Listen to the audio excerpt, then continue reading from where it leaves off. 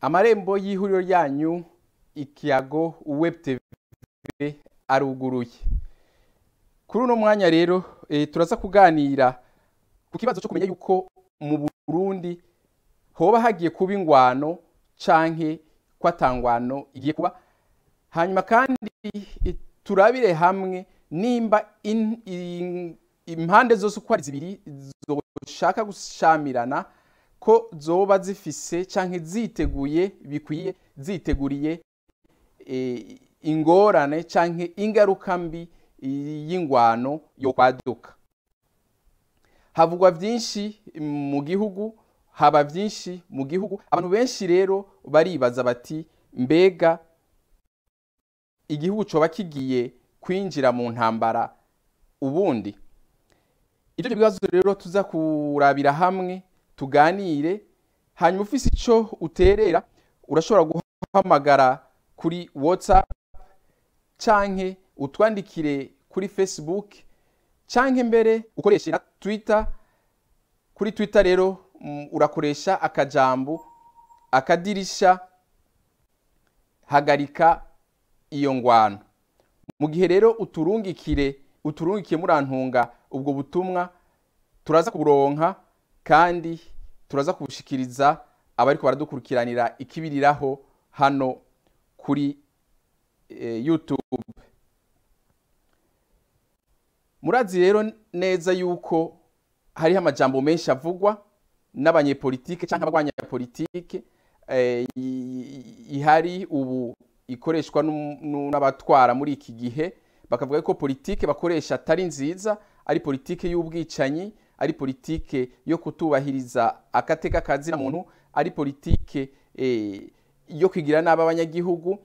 Ariko rero abari muri leta nabo bakoresha bavuga yuko bobo bakoresha politike imeze neza yo kugarukana amahoro, yo kugwanira intwaro rusangi ariyo demokrasi n'ibindi. Hariho n'abanyagihugu mbere baja ko bakarungika amatweet canke bakandika ku mbuga zabo za Facebook bashikiriza ivyiyumviro vyabo ku bintu biriko bera mu Burundi. Bamwe bakavuga bati ahubwo ingwano ije nishobora guhagarika ibintu biriko biraba. Abandi bati oya, ingwano siyo yozana inyishu y'ibibazo biriko biraba mu Burundi. Nuko rero turarindira yuko muhamagara kugira ngo mushikirize ivyiyumviro vyanyu, nimba mwibaza yuko igihugu kigiye gusubira mu ngwano canke yuko igihugu kimeze neza kiri mu mahoro atangwano igiye gusubira kwaduka. Kubatazi rero inimero zacu za WhatsApp barashobora kuduhamagara, reka tuzibashirire ko mushobore kuzibona abako bariko baradukurikira ikibiriraho hano kuri YouTube. Hanyuma mugire ico mushikirije.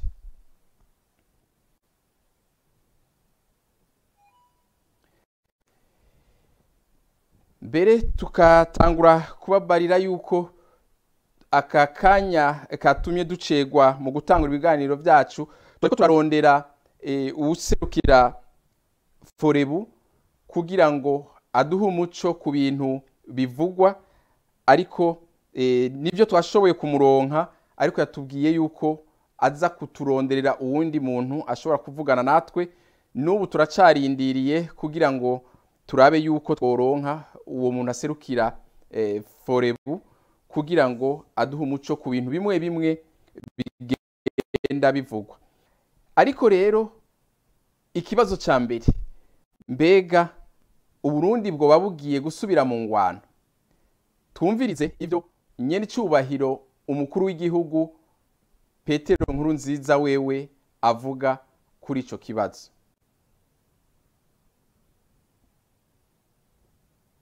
Abarundi mwese n'abanyagisagara mwese mureme, nta ntambara izoshobora kwaga mu gihugu cyacu cy'u Burundi. Imana yo mu ijuru cyane.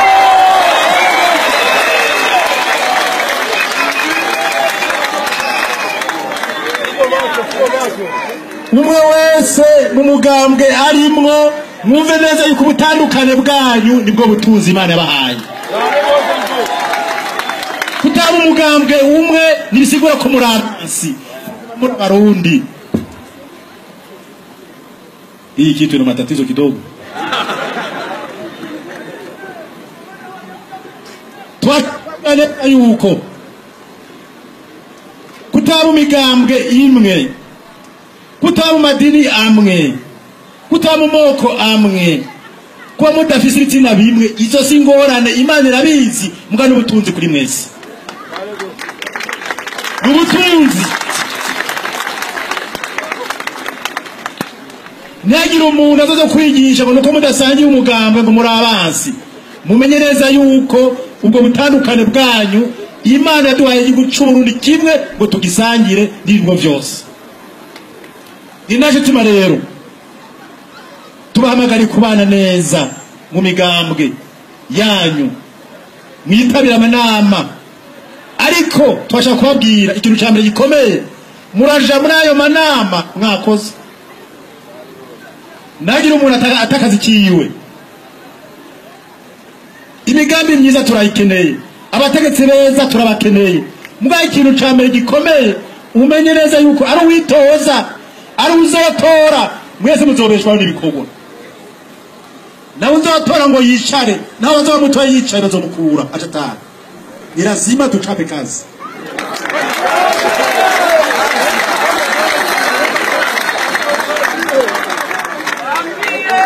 Abadandaza mudandaze ugwaruka, abaja kwishure muje kwishure, muje mu mugambwe wamaze kwiga, abaja kurima muje kurima, amatora aba imbere yaho, mu matora n'inyuma yaho uzokenera kurya. Muzojya makarata ushira mu isanduku wapi? Hakuna. Nico tuma tubahamagariye gukunda imigambwe yanyu, mukunde bene wanyu, mugabo menye neza yuko nimuze mu rutisha umugambwe igihugu cyane. Igihugu kiza ubwambere. Namba kwanza kabisa hiyo. Kupenda nchi na kuitumikia vizuri. Naba ino shule bashi. Hindukira mwese murabe. Raba nawe. Si munaona basi? Mwese mukaza mu migambo itandukanye, mugatumira nabo hanze, mukubaka amashuri agerekeranye, arafu.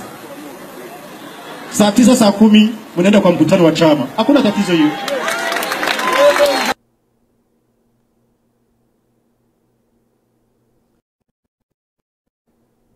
Ego, nyakubahwa umukuru w'igihugu ati ingwano ntizosubira kuba mu gihugu c'u Burundi. Ariko rero hariho abibaza bati mbega ko nyakubahwa umukuru w'igihugu avuga yemeza yuko atangwano izosubira kuba mu gihugu, ibyo kwerekana canke ibyo we yo kwerekana vyemeza neza yuko ingwano itazosubira kuba mu gihugu nibihe, bimwe twokwita les assurances canke les garanties, ibintu vyemeza neza yuko igihugu kitazosubira kuba mu ngwano. Hariho rero abavuga byinshi bakavuga bati naho yashikirije ayo majambo ingwano izosubira kuba, kuko hariho ibintu byinshi bigenda vyibonekeza bitameze neza, bikaba kandi ari bimwe mu bimenyetso by'uko ingwano yoba igiye gutangura. Hariho abavuga bati ubiravye ubu hariho abantu benshi bicwa bagatogwa imivyimba, abandi bakanyuruzwa, ariko rero nta kintu mengo coba kiriko kirakogwa kugira ngo ivyo bintu ubihagarare. Kubavuga uko rero bo bavuga bati abanyagihugu bategerezwa kwigwanira, bategerezwa guhaguruka bakigwanira, hanyuma amahoro akaboneka. Kwigwanira nako rero twebwe twumva yuko uko kwigwanira koba ari gufata umuheto, ariko rero Yego nivyo hariho ibimenyetso byinshi bivyerekana. Reka tubanze turabe akarorero ka mbere ki ivyashikirijwe n'umuhari Forebu.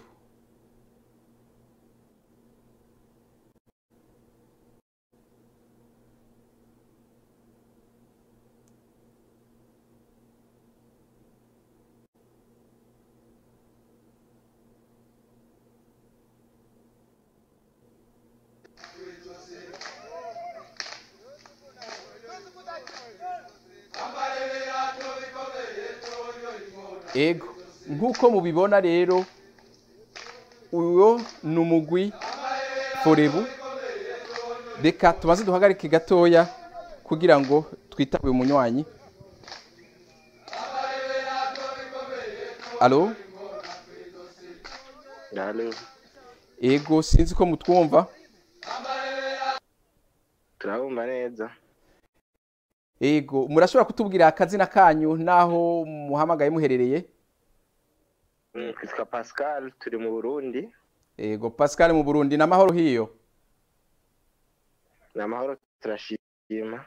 Ego abantu benshi bari hanze batari mu Burundi baravuga bati igihugu cyahiye, ikigo kirasha, abantu bamerewe nabi. Mwebwe hiyo mubibona gute? Mwibaza yuko ingwano yoba igiye gusubira gutangura mu gihugu? No kuri abantu bari mu Burundi n'abantu barenga 10. Yego. Hari umunsi umwe abakomeye ahema ejo akamutora ikiziga. Yego. Si leta itanga ivuga yuko bishwe n'abatavuga rumwe n'ubutegetsi, abatavuga rumwe n'ubutegetsi nabo bakavuga yuko abantu bicwa n'abutegetsi. Yego. Urumva ngaho onye bica bigorana, ziba ari impande zibiri zitandukanye. Ubonye buramutse wibiriwe urashimira Imana, ariko igihitanye umunsi mugenzi wawe ejo nawe ushobora gushikirwa. Niyo mpamvu dusaba Imana n'abarundi yuko aka kabi ko tubako. Yego ariko ku bwanyu mwebwe ego bandanya bamurantunga bandanya. Kuvyerekeye ikiganiro nko kumwe duteye akamo twabisomye ku rubuga. Yego yuko twogera icyo dushikirije kuvyerekeye bamwe bavuga ati nta ntambara izoba, abandi bakavuga ati intambara.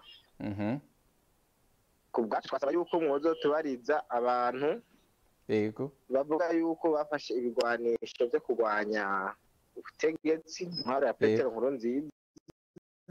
Yego twumva ngo ni udufashije mu katuronderera umuco nk'abanyamakuru mugize neza. Yego cyane. Hari umugwi witwa Forebu nkuko mwabishize ku rubuga n'amavideo tukabona ntako aravyina bafise n'inkoho. Yego ku radio Inzamba twambise Rajabu avuga yuko afise bari kumwe bagenzi we utayobowe na Niyombare. Ariko inzego zawo soje habona mu minsi bukeye dushaka twumva ku Nzamba nyene bavugishije uwundi yitwa Albert avuga yuko ari warongoye Forebu n'inzego za gisirikare zigiye gushigwa habona. Urumva rero ntuzi abazotera zari bande, ntuzi ivyo bintu yuko ari amanyanga. Abarundi bashaka kujuragirika ugasanga ko baragwa mu mitego batazi ivyo ari vyo. Yego muzamukoze yego. Reka mu bisanzwe n'ivyo twarondeye umuvugizi wa Forebu General Edouard Nibigira twavuganye, ariko we nta kanya yashoboye kuronka kugira ngo aze mu kiganiro. Aca twemerera yuko agiye kuduha icegera ciwe Masangwa Albert, ariko rero n'ubu twagumye turindira ntituramutora. Ni naco gituma mbere twatanguye programa yacu dutevye gatoya. Tuzobarondera nivyo tuzobarondera nivyo hamwe na Rajabu nabo nyene tuzomurondera kugira ngo twumve ibintu ukuntu bimeze. Ariko kubwawe wewe uravye kuri mu Burundi ubona yuko by'ukuri ingwano igiye gutangura canke nta ngwano izosubira kubaho nkuko nyene cyubahira umukuru w'igihugu yabivuze? Mu bisanzwe nkatwe turi mu Burundi, turi mu gihugu igihugu ni kinini cyane kandi kirimo abantu batandukanye. Yego. Abo bantu nk'abo mwatweretse ku isanamu bagiye gufata irwanisho barafise impamvu bagiye kubifata. Yego. Abavuga yuko atantambara izoba barafise impamvu babivuga. Yego. Ariko tuvugishije ukuri urumva harinze haba imigwi ibiri idahuriza ku kintu kimwe, haba ari impamvu imwe batumvikanako. Umva amahirwe yuko intambara ishobora kuba ni menshi gusumba yo kuvuga yuko ito kandi hariho abafashe ibigwanisho haba mu gisirikare bavuye mu gisirikare haba b'abasirikare bafise inkoho bava mu bihugu bitandukanye mu kumva ko basanga mu gihugu bashaka kubima ubuhungiro ugasanga n'abagiye kwifatikanya n'abandi ejo canke hirya ejo ugasanga iyo ntambara iradutse mu gihugu cy'u Burundi niko tubibona. Murakoze cyane Pascal kwa mwaduteye. Murakoze cyane munyamakuru wa televiziyo. Muze kugira umunsi mwiza hiki. Murakoze. Namwe murakoze. Pascal rero mu Burundi we nawe nyene arafise amakenga kuko ibintu abona we aherereye mu Burundi avuga yuko ibintu bitameze neza umwanya wari wo wose ingwano irashobora kuba urabiye ku bintu bigenda biraba. Reka twariko turavugana ku bijanye n'umugwi Forebu washize ahabona video yerekana neza abasirikare bivuga yuko ariko baritegurira gutera igihugu. None mwebwe mwoba mwibaza yuko ibyo bintu ari byo biteguriye by'ukuri kugwanya igihugu? Mbega nimba baba biteguriye kugwanya igihugu ubwo bariteguriye ingaruka mbi zishobora gushika mu gihe igihugu kizoba kiri mu ngwano? Tubaza ibyo bibazo kuko haba abari muri leta canke abagwanya leta bamwe bose baragira aho bahagaze, ariko kenshi ntawe ushobora kumenya ikizova mu ntambara haba ku ruhande rwa leta canke ku ruhande rw'abayigwanya. Nivyo abantu bazopfa, nivyo amazu azosamburwa, nivyo n'ibindi bintu byinshi bizokoronekara, abantu bazohunga. Ariko rero muri abo bazoba bariko barashira imbere ingwano bobo ntibibaza yuko bashobora guhitanwa n'iyo ngwano nyene. Nubu tubandanya turindira ko mudutera kamo. Tuba tushimira Pascal we yahamagaye mu Burundi avuga yuko abona yuko ibintu bitameze neza.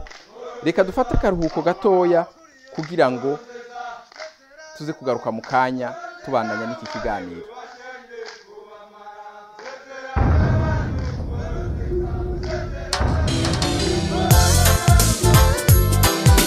This is reggae music in Jean-Christophe Matt's Thailand. Come on. Nogere chutinya wini ruhande rwanjye mwipfumbatire cyane mwikundire natumi inyoni zizaze ejo mu gitondo zikuririmbire twa turirimbo tw'urukundo egera cyane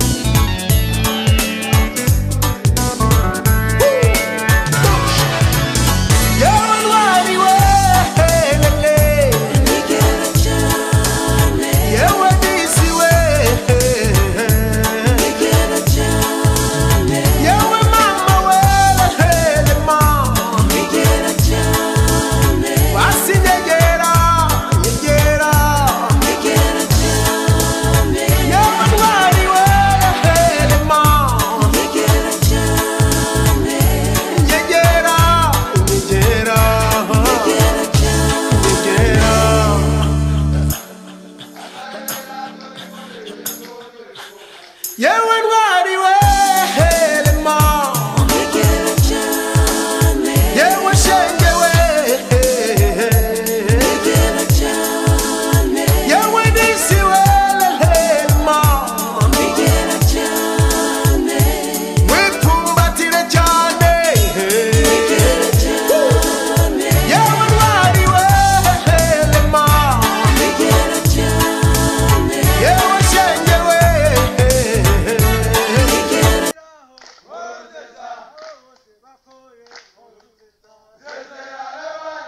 yego cyane inkuko rero twamye turabivuga hariho abarundi benshi bavuga yuko hoba hagiye kuba intambara abandi nabo bakavuga bati ihibambewe nta ntambara igiye kuba mu Burundi none mwebwe mwoba mwibaza yuko by'ukuri hagiye kuba intambara canke nta ntambara igiye kuba nk'uko turi turabereka amasanamu umugwi forebu uremeza neza yuko ugiye gutangura intambara kugira ngo uhagarike ubwicanyi buriko buraba ku banyagihugu bamwe bamwe ariko rero umukuru w'igihugu nawe akaba yavuze ati nta ntambara izosubira kuba mu gihugu none ni igiki cyoba kiriko kirakogwa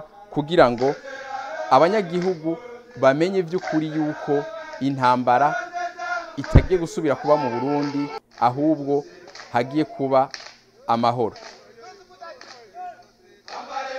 nuko turabandanya turindira yuko abandi bahamagara bafise uburyo bwo guhamagara canke abashoboye gukoresha Twitter batwandikire bakoresheje akajambo akadirisha hagarika iyo ngwano n'ubu tubandanya turindira abahamagara ariko nkuko twabibonye hariho umugwi wiyemeje yuko wafashe ibigwanisho kugira ngo ugwanye leta iharubu kandi si uwo mugwi wonyene hariho n'iyindi migwi isanzwe nayo nyene ivuga yuko igwanya leta mbere n'uyu mugwi forebu wowo umengo hagati yawo haracarimwo ingorane twarondeye umuvugizi w'uwo mugwi twavuganye iminota mike cyane kuko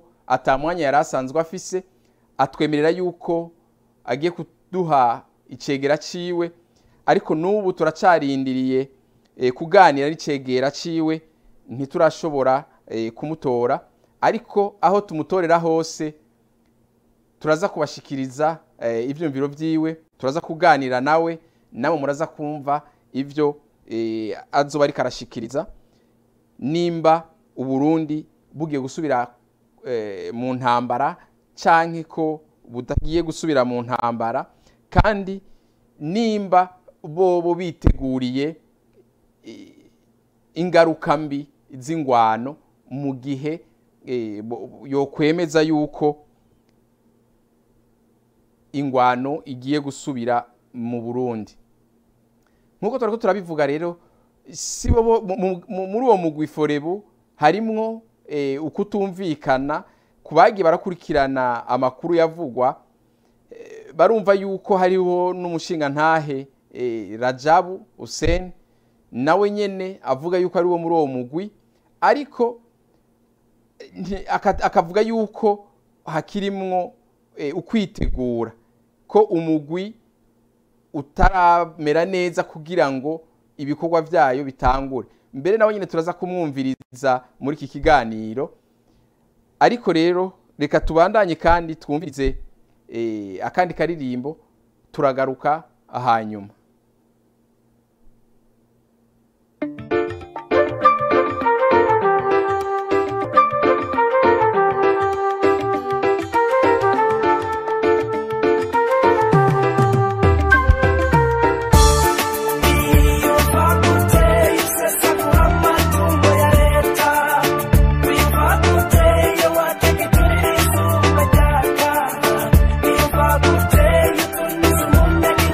Bye.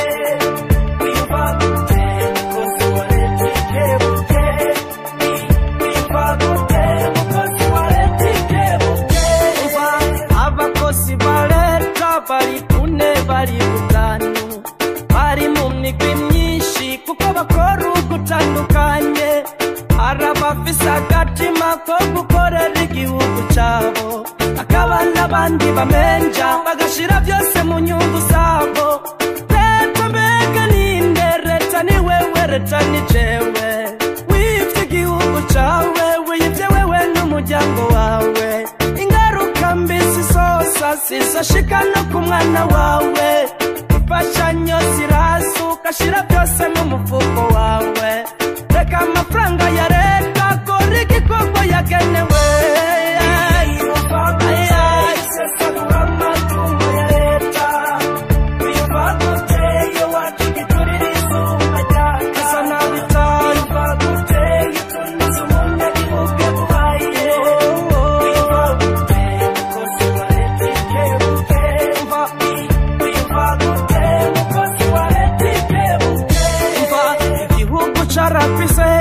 Kikurungikanze kwiga uriga amashuri urarangiza na kaminuza uraminuza. Mbega wize ugucinyiza canke wize ukubungabunga? Ngira wize ivy'ukunyuruza canke wize ivy'ugukiza? Ico giturire wakagikiza batanu kigica igihumbi. Ayo nyene ucisha kuwepfo yafashe imfuvyi n'abapfakazi, akubaka amashure n'amavuriro n'imigambi myinshi y'iterambere. Uburundi maze bugatera imbere, tukiberaho nko mw'iparadizo. Aboteje imbere Uburundi nibo nyene babupfukamye mu nda.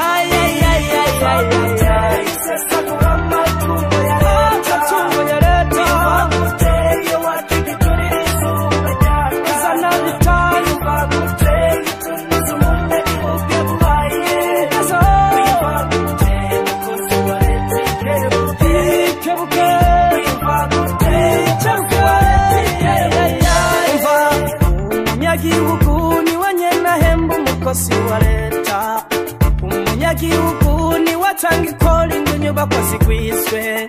Amahezi imisi umwe nyene yahemba, aho kumukorera akamuturubika, akise ngo arabasa inyinshi ikaba kumutunuza. Wewe mukozi wa leta ugifise akaboko karekare, wewe mukozi wa leta ugifata nabo umunyagihugu. Menya kandi umenye, ongera umenye, Uburundi nibutera imbere jewe nawe tutabishatse.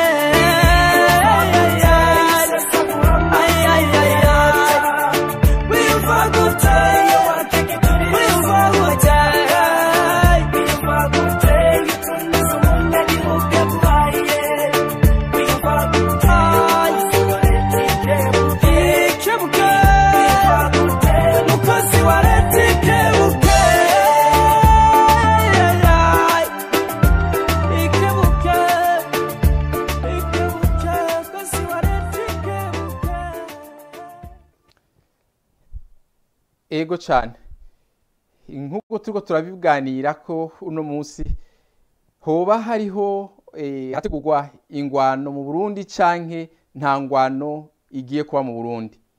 Nk'uko twavyumvise mu ntango, umukuru w'igihugu nyenicubahiro Petero Nkurunziza we avuga yuko nta ngwano izosubira kuba mu gihugu cy'u Burundi, ariko abamugwanya canke abagwanya leta arongoye bobo umenga siko babivuga.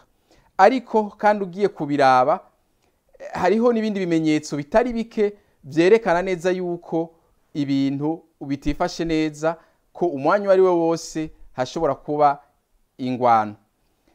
Ivyo rero bimenyetso bimwe bimwe nuko hariho abantu benshi baguma bafatwa bagafungwa bidaciye mu mategeko, abantu bamwe bakicwa bakaza gutogwa gusa ari imivyimba, abandi bakanyuruzwa.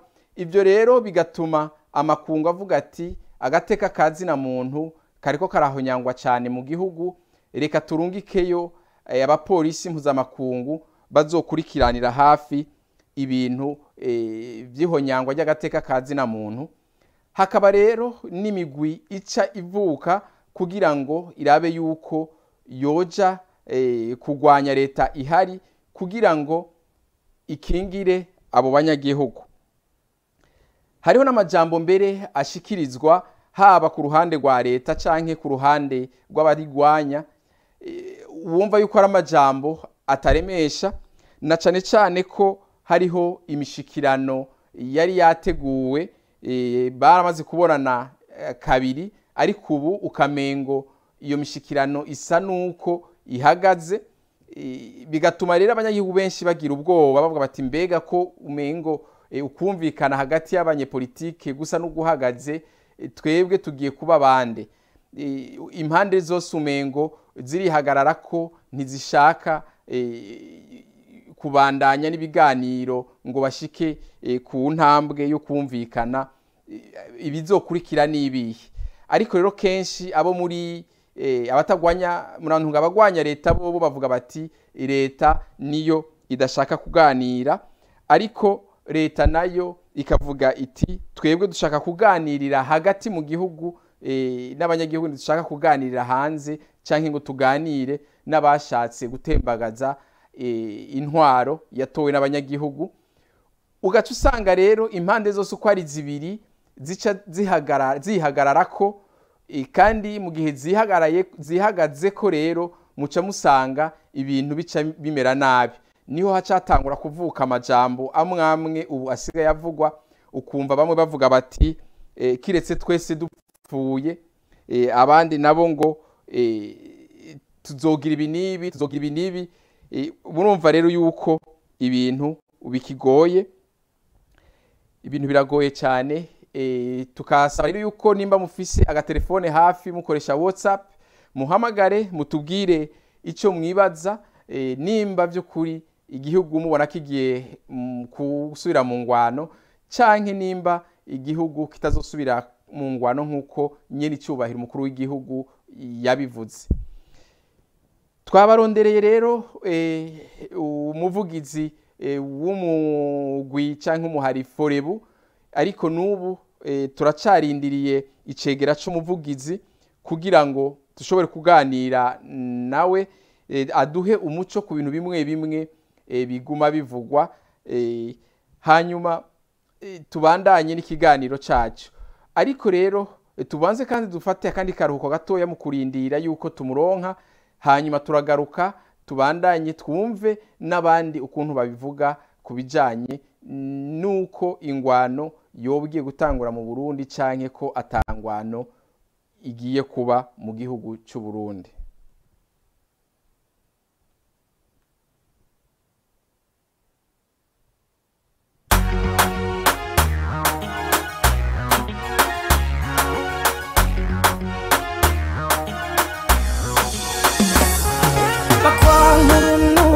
Bakifuza icyo tumupfa, bakifuza ko wowe impumyi bagucamo baguhishano, bakagutega imitego uyigwamo bahura uruvugo, bakifuza ikintu cyose cyatuma usinzikara.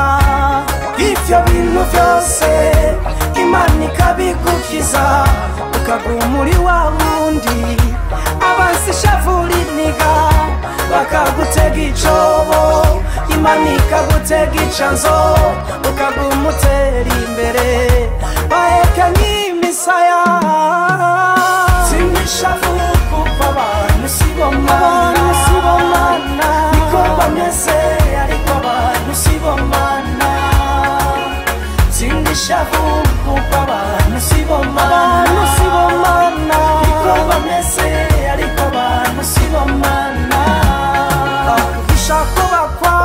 Gahisha kubizi mukabana mugenzanya, imisi n'iyindi gahita barasekana amajigo ukabona kagira ngo n'urukundo. Urabanza urabe neza aho uciye bohaturira. Ibyo bintu byose Imana ikabigukiza, ukaguma muri wa wundi abansi shavura iniga, bakagutega icobo Imana ikagutega icanzo, ukaguma utera imbere baheka nk'imisaya. Sinishavu kuko abantu sibomana, niko bameze ariko abantu sibomana. Sinishavu kuko abantu sibomana,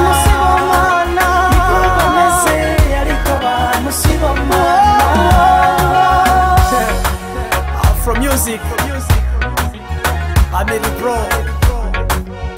Irene, Baba Chacha. Ivyo bintu vyose ntiyagirira ikiguca intege, uw'Imana yahezagiye nawe uri umuhumanye mu terambere ryawe. Ukeneye inshuti gusa, urakeneye n'abapfana, nibo bazotuma utera imbere. Simbishavu kuko abantu sibomana, niko bameze ariko abantu sibomana. Simbishavu kuko abantu sibomana, niko bameze ariko abantu sibomana.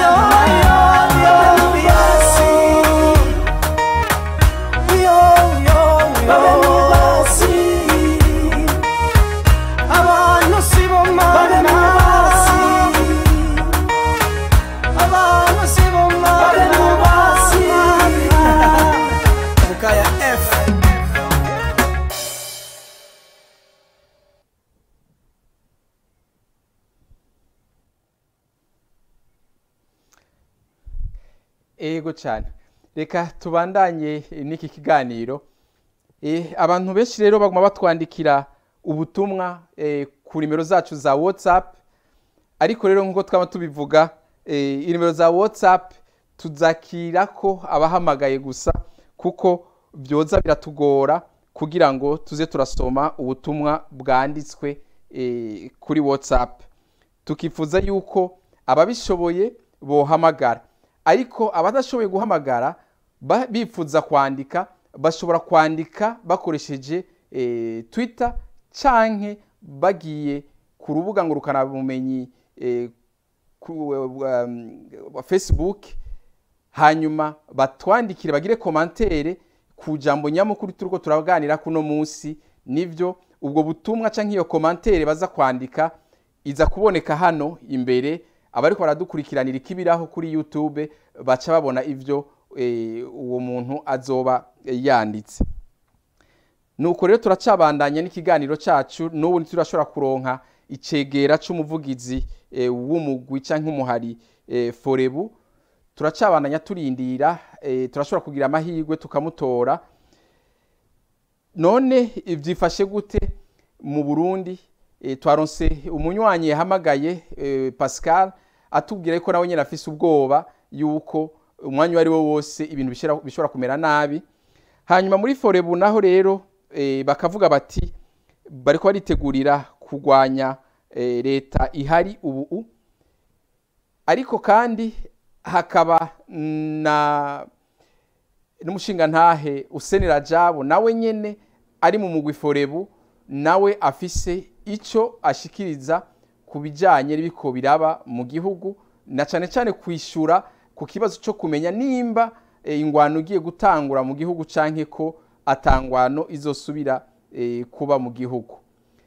Ufise uterera nuhamagare, ariko reka tubanze twumvirize umushinga ntahe Hussein Rajab adushikirize we ivyo yibaza. Aho rero tukaba tuza kubereka canke kubumvisha amajwi yiwe yari karishura ku bibazo yarabajije n'umumenyesha makuru wa radio Deutsche Welle.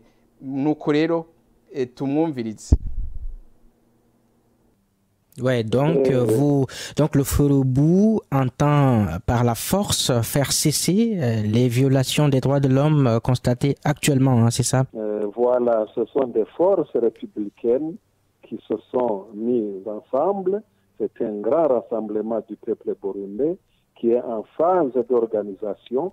Comme M. Nkurunziza ne veut pas négocier, comme la communauté internationale est témoin des bavures commises par M. Nkurunziza, comme dernièrement les Nations Unies ont d'ailleurs publié un rapport via le comité des Nations Unies contre les tortures. Donc tout cela pousse au peuple burundais à la résistance. Oui, et de quels moyens dispose le Forebu pour parvenir donc à déloger Pierre Nkurunziza du pouvoir? les Forebu sont en phase d'organisation. Ils attendent tous les efforts de la communauté internationale. Elles attendent les efforts de la facilitation. Elles sont là, mais comme des fois, de temps en temps, elles sont attaquées par les gangsters commandés par M. Nkurunziza. Ils se défendent. Ils se défendent. Sinon, pour la suite, on sait très bien qu'après la phase organisationnelle, ces forces vont pouvoir s'afficher ouvertement. Ce ne sont pas des forces qui sont contre tout effort qui mènerait à la paix. Ouais. Oui. Et des actions sont prévues avant la fin de l'année? Les actions devront être menées en réaction des actions de Pierre Nkurunziza. Et donc? Ce ne sont pas les actions qui sont prévues, les actions que les Forebu prévoient. Les Forebu prévoient de ramener la démocratie. Les Forebu prévoient de ramener la paix dans le pays. Et donc, si Pierre Nkurunziza ne vous attaque pas, il n'y aura pas d'action contre lui, hein, c'est ça? Si Pierre Nkurunziza n'attaque pas, Et si Pierre Nkurunziza se courbe devant les exigences de la communauté internationale. Mwitwa bande kandi muhamagaye muri hehe? Nitwa Patrick Ngendakumana, muhamagaye ndi muri Afrika y'Epfo. Yego, amahoro neza Patrick. Amahoro bwana Irere. Mwari mwaraduhevye.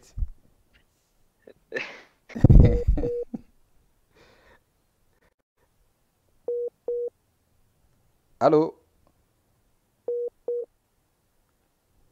Agatelefone kiwe umengo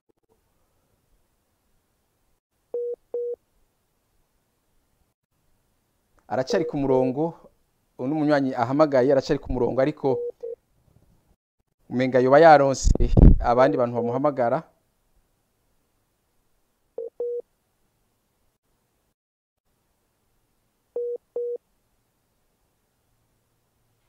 Hello? Oui, Patrick. Murambabera gato telefone yari yangoye. Oya nta kibazo. Ija kumuriri. Yego jewe ikintu nashaka kuvuga, umuntu ariko arabona ibiko biraba, akabona imigwi y'abantu berekana ko bagira baje mu ntambara. Ikintu gikuru nuko niyumvira ko ikibazo cyo mu Burundi ubu kujya mu ntambara, abarundi twararushishanye n'intambara. Yego. Vyo tugora cyane kugira dusubire mu ntambara, tumare n'indi myaka abantu bagogwa bahunga abandi bapfa. Je niyumvira ko igikuru nuko abanyepolitike bose arabatwara mu Burundi, arabari muri opposition, ko boganira kugira ikibazo cy'intambara ntikize gisubire kuza mu Burundi. Yego cyane. Ko tugiye mu ntambara tuzoba dutakaje byinshi cyane, tuzoba dusubiye inyuma, atari ivy'abarundi twari dukeneye muri uyu mwanya. Oya ivyo nivyo, abantu benshi barifuza amahoro, ariko umengo impande zose ko ari zibiri zirihagararako. None zihagaze ko wibaza yuko bizokunda yuko baganira, canke wibaza yuko hari abazofata inzira yo kugwana?